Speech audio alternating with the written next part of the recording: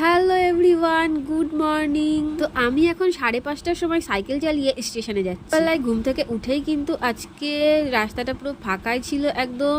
Cycle চালিয়ে যেতে যেতে আমি দুবার কিন্তু এক শালিক দেখেছিলাম। আমি এসব কিছু মানি না, তাও চলে গেলাম। তো যাওয়ার পথে এত সুন্দর ভিউ দেখলাম, স্টেশনে এসে আমার মনটা পুরো ভালো হয়ে গেল। আর টিকিটটাও কেটে নিলাম। ট্রেনে উঠে দেখি তেমন একটা ভিড় ছিল না, বসার জায়গা ছিল, কিন্তু এনারা রেগুলার যাতায়াত করে, কিছুতেই বসতে দিল না আমাদের, যেহেতু 4 জনা বসাই যায়। তারপর দেখছো দরজার কাছে কিভাবে বসে রয়েছে, মানে ওঠা নামাও খুব কষ্ট। সারাটা রাস্তা দাঁড়িয়ে থেকে অবশেষে বিধাননগরে এসে নামলাম।